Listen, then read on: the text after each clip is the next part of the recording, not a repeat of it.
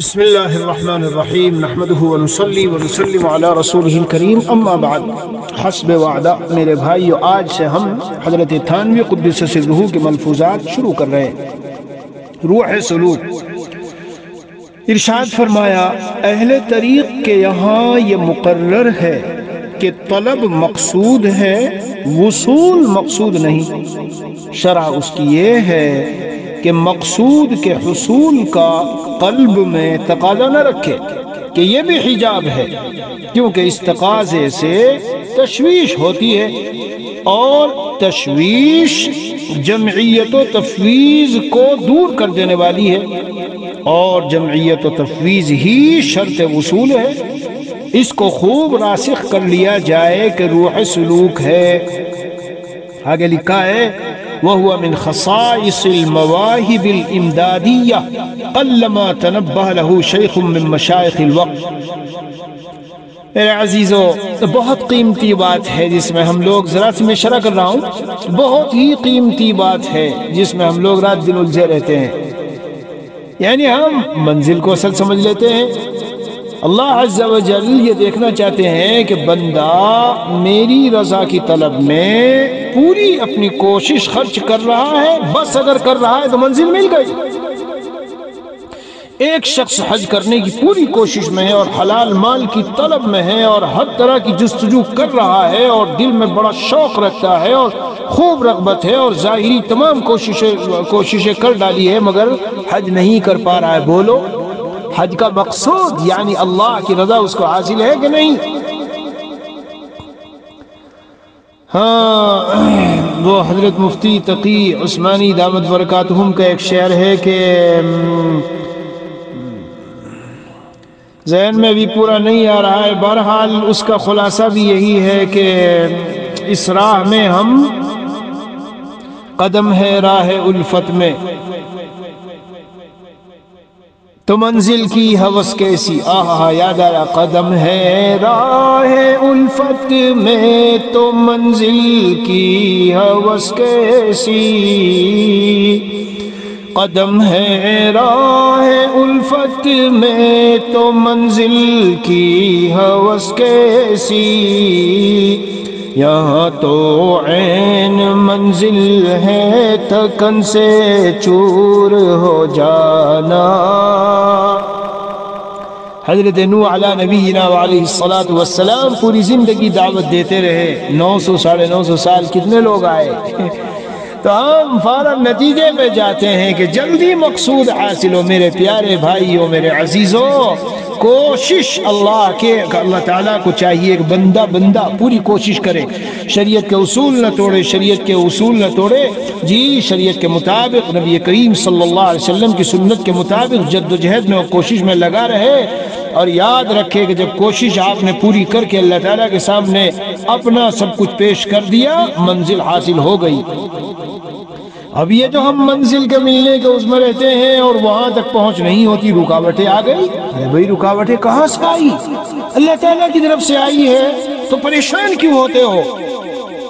اور مثال دوں، ایک شخص حرم شریف میں گیا ہوا ہے اور دل میں تمنا لے کے گیا تھا، اتنے طواف کروں گا اور رات کو اتنے بجے حرم میں جایا کروں گا اور بالکل صف اول میں نماز پڑھوں گا، اور یہ اور یہ اور یہ اور یہ، جا کے بیچارہ بیمار ہو گیا۔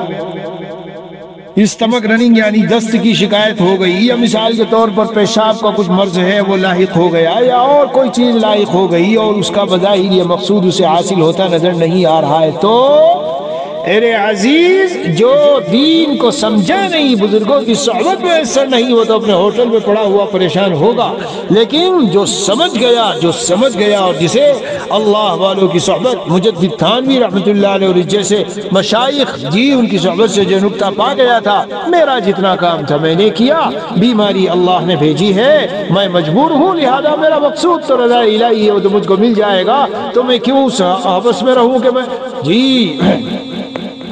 قدم ہے راہ الفت میں تو منزل کی ہوس کیسی، یا تو عین منزل ہے تکن سے چور ہو جانا۔ میرے عزیزوں میرے بھائیوں سمجھ گئے؟ اور یہ جو سعی و کوشش ہے یہ ہمارا اختیاری عمل ہے، لہذا ہمیں پریشان ہونے کی کیا قیمتی بات ہے۔ ہاں جمعیت و تفویض ہی شرط وصول ہے، اس کو خوب راسخ کر لیا جائے کہ یہ روح سلوک ہے۔ آگے سنیے، ارشاد فرمایا مجاہدے کی حقیقت یہ ہے کہ معاصی کو تو مطلقاً ترک کرے، یعنی ہر قسم کا گناہ، اور یہ نفس کی مخالفت واجب ہے۔ نفس تو چاہتا ہے گناہ کرے، لیکن اتنے درجے میں نفس کی مخالفت کرنا واجب اور ضروری ہے، کرنی ہی پڑے گی، فرض کیا گیا ہم پر گناہوں سے بچنا۔ اور فرمایا اور مباحات میں تقلیلاً مخالفت کرے، اور یہ مخالفت مستحب ہے، مگر ایسا مستحب ہے کہ مخالفت واجبہ کا حصول کامل اس مخالفت مستحبہ پر موقوف ہے۔ یعنی صحیح طرح گناہوں سے اگر بچنا چاہتے ہو تو یہ جو چیزیں ہیں ان میں بھی احتیاط برتنی ہوگی، جیسے بہت سونا، بہت کھانا، بہت عمدہ کپڑے پہننا، بہت باتیں کرنا، لوگوں سے زیادہ ملنا ملانا، ان میں تقلیل کرے۔ سمجھ گئے میرے بھائیوں؟ کیونکہ جب ان چیزوں میں تقلیل ہوگی، لوگوں سے ملنے جلنے میں تقلیل ہوگی، تو ظاہر ہے کہ غیبتوں سے بچے، فضولیات سے بچے، وقت کے تضیع اور ضائع کرنے سے بچے، اور خامخواہ کسی کی غیبت سننا اور جملہ بولنا اور بےہودگی کر لینا اور گالی بک دینا اور ایک دوسرے کو ناراض تکلیف دینے، بہت ساری چیزوں سے حفاظت ہو گئی۔ جب بہت زیادہ سو گئے تو عبادات اور صحیح معنی میں اللہ تعالیٰ کے سامنے سجدہ ریز ہونا اور شب خیر میں اٹھنا وغیرہ اور قائلی اور سستی، یہ ساری چیزیں تو اگرچہ یہ واجب نہیں، یعنی ایک آدمی جائز درجے میں جتنا سونا چاہے سو لے جب وہ فرائض و واجبات ادا کر رہا ہو، مگر اللہ تعالیٰ کو پانا اگر چاہتا ہے اور حقیقت میں مجاہدہ واجبہ جو ضروری ہے اگر اس پر عمل کرنا چاہتا ہے تو اس مجاہدے کو اختیار کرے۔ آگے سنیے، مجاہدہ اختیاریہ اور اضطراریہ کا فرق اور دونوں کی ضرورت۔ ارشاد فرمایا مجاہدہ اختیاریہ میں تو فعل کا غلبہ ہے، اس لیے اس میں انوار زیادہ ہوتے ہیں، کیونکہ انوار کا ترتب عمل پر ہوتا ہے، اور مجاہدہ اضطراریہ میں فعل کم ہوتا ہے، اس میں نورانیت کم ہوتی ہے، لیکن انفعال کا غلبہ ہوتا ہے، اس سے قابلیت میں قوت بڑھتی ہے، اور اس انفعال و قابلیت کی خود اعمال اختیاریہ کے راسخ ہونے کے لیے سخت ضرورت ہے۔ اسی لیے بزرگوں نے ایسے مجاہدات بہت زیادہ کرائے ہیں۔ ایک ہے کہ رات کو آدمی سو کے اٹھے اور ٹھنڈک کا زمانہ ہے اور وضو کرنی ہے اور گرم گرم لحاف بستر چھوڑنا ہے، مجاہدہ اختیاریہ کرو، نماز پڑھو، دعائیں مانگو، شب خیر میں اٹھو، یا مسجد کی طرف پیدل قدم سے چلو جاؤ۔ مجاہدہ غیر اختیاریہ آدمی کا اٹھنے کا تو تھا لیکن بیمار ہو گیا، بیماری میں 2-3 دن گزر رہے ہیں، ایسے ہی تکلیف سے میں ہے اور ہاسپٹل کے چکر لگا رہا ہے اور رنج و غم کا کوئی واقعہ پیش آ گیا، یہ مجاہدہ غیر اختیاریہ پیارو دونوں سے درجات بڑھتے ہیں۔ حضرت تھانوی قدس سرہ فرماتے ہیں مجاہدہ اختیاریہ میں انوار زیادہ ہوتے ہیں، لیکن مجاہدہ غیر اختیاریہ سے اندر میں قابلیت اور انفعالیت جو چیز وہ آتی ہے وہ بہت بڑا خزانہ ہے، بہت بڑا خزانہ۔ حضرت نے فرمایا مجاہدہ اضطراریہ کا نفع، مجاہدہ اضطراریہ سے عمل میں قلت بھی ہو جائے اور محض فرائض و واجبات ہی پر اکتفا ہوتا رہے تب بھی مجاہدہ کاملہ کا ثواب ملتا ہے۔ یہ میں نے ابھی مثال سے سمجھایا، احادیث شریفہ میں ہے، اسی کا یہ خلاصہ ہے۔ اللہ والوں کی باتیں میرے عزیزوں در حقیقت قرآن و سنت کی شرح ہوتی ہے۔ جب کوئی بیمار ہوتا ہے اور اس بیماری میں اس سے بہت سے اعمال اور اوراد و وظائف نہیں ہوتے تو اللہ عز و جل فرشتے کو حکم دیتے ہیں اس کے تمام وہ اعمال جو صحت کے زمانے میں کرتا تھا جاری رکھو، لکھتے رہو۔ یعنی ارشاد فرمایا مجاہدے کی 2 قسمیں ہیں، مجاہدہ حقیقیہ یعنی ارتکاب اعمال و اجتناب عن المعاصی، مطلب اچھے اعمال کرو اور گناہوں سے بچو. مجاہدہ حکمیہ یعنی ان مباحات کو ترک کرنا جو معاصی کی طرف مفضی ہے، معاصی کی طرف لے جانے والے ہیں، پہنچانے والے. میرے پیارے بھائیوں، میرے عزیزوں، جیسے آج کل یہ سیل فون میں اور نیٹ میں اور اسمارٹ فون میں گھسنا اگرچہ کچھ جائز درجے کا بھی ہو، لیکن خطرہ ہے کہ یہ مفضی للمعاصی ہو جائے، خطرہ ہے کہ یہ ہمیں گناہ تک لے جائے اور ادھر ادھر کی چیزیں غلط قسم کی ناجائز بد نظری جسے کہتے ہیں وہ ہو جائے اور بے حیائی کی کسی چیز پر نظر پڑ جائے تو ان کو بھی ترک کر دینا چاہیے. آگے دیکھو، قیمتی در قیمتی باتیں ہیں حضرت والا رحمت اللہ علیہ کی. ارشاد فرمایا طریق الوصول الی اللہ بعدد انفاس الخلائق. یہاں طریق بعد دوسری کتابوں میں طرق الوصول الی اللہ بعدد انفاس الخلائق، یعنی اس کا ترجمہ میں اپنی طرف سے کرتا ہوں. اللہ تبارک و تعالی تک بندے کے واصل ہونے اور پہنچنے کے راستے مخلوقات کے سانسوں کے برابر ہیں. شرح کر رہا ہوں، ایک آدمی درس و تدریس کے راستے سے پہنچ رہا ہے، دوسرا تقریر اور وعظ و نصیحت کے راستے سے پہنچ رہا ہے، تیسرا تبلیغ کے راستے سے پہنچ رہا ہے، چوتھا خانقاہ کے راستے سے پہنچ رہا ہے، پانچواں جہاد کے راستے سے پہنچ رہا ہے.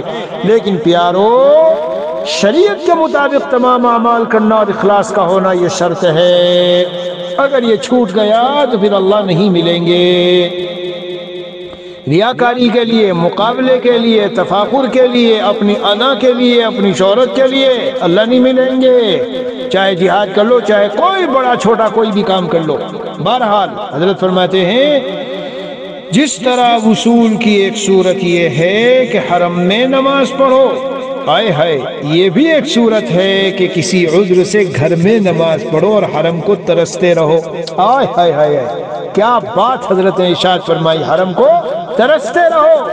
میرے پیارے بھائیو، یہ جو حرم کا شوق دل میں ہوگا اور بندہ اندر اندر کڑ رہا ہوگا اور تڑپ رہا ہوگا، یار کاش میری بھی ایسی صحت ہوتی، یار کاش میں بھی پیروں سے چلنے والا ہوتا، میں معذور ہوں، اے کاش کہ میرے پاس بھی یوں ہوتا اور یہ ہوتا اور میں بھی ایسا کرتا ویسا کرتا. دیکھو فلاں کیسے جا رہے ہیں، آ رہے ہیں اور کتنے طواف کر رہے ہیں، کتنا کیا کر رہے ہیں. اللہ اکبر کبیرہ، یہ بھی اللہ کو پانے کی ایک صورت ہے. عزیز و حضرت تھانوی کی بات سنا رہا ہوں، کیا فرمایا؟ جس طرح وصول کی ایک صورت یہ ہے کہ حرم میں نماز پڑھو، یہ بھی ایک صورت ہے، یہ بھی ایک صورت ہے کہ کسی عذر سے گھر میں نماز پڑھو اور حرم کو ترستے رہو. ہم عام طور سے بس یہی سمجھتے جو حرم میں گیا وہ تو مزے آ گئے، اس کے دور جو رہ گیا.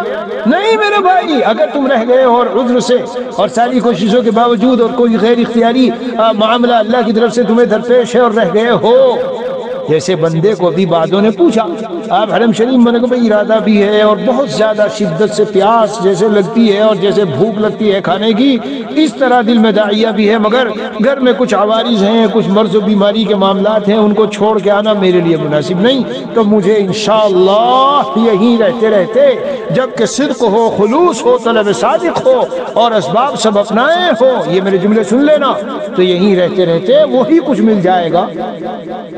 آگے دیکھو، اثر تصوف کا نچوڑ اور لب لباب. ہر ملفوظ ایسا ہے کہ آپ ادھر سے لکھنے کے قابل، کیا بتاؤں میرے بھائیوں.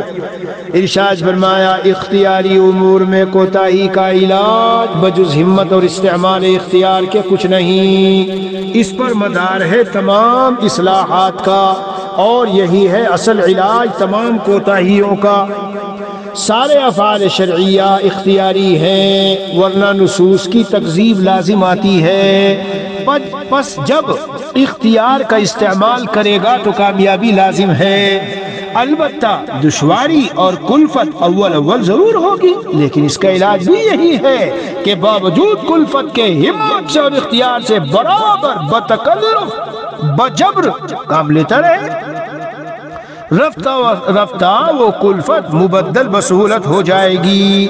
سارے مجاہدے بس اسی لیے کیے جاتے ہیں کہ اختیار اوامر اور اجتناب نواہی میں سہولت پیدا ہو جائے. اور اول تو ہر کام مشکل ہوتا ہے، مگر کرتے کرتے مشق ہو جاتی ہے اور پھر نہایت سہولت کے ساتھ ہونے لگتا ہے. جیسے حفظ کا سبق شروع میں دشوار ہوتا ہے مگر رٹتے رٹتے یاد ہو جاتا ہے۔ اگر شروع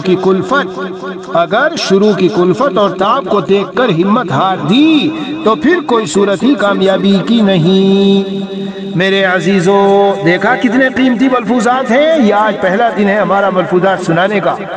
یہ جو اخیر کی بات آئی، اے سالکو طالبو، اے اصلاح کے لیے تعلق رکھنے والو، اے اللہ کے پانے کی سچی طلب رکھنے والو، اے صحیح معنی میں دل سے اللہ کے بندے بندی بننے کا شوق دل میں رکھنے والو، جو اختیاری اعمال ہیں انہیں تو قوت سے کرو، اور جو بچنے کے انہیں قوت اختیار کر کے بچو۔ یہی تو خلاصہ ہے پورے سلوک و تصوف کا۔ اللہ عز و جل ہم سب کو عمل کی توفیق عطا فرمائے۔ وصلی اللہ علی نبی الکریم وعلی آلہ واصحابہ اجمعین والحمد للہ رب العالمین۔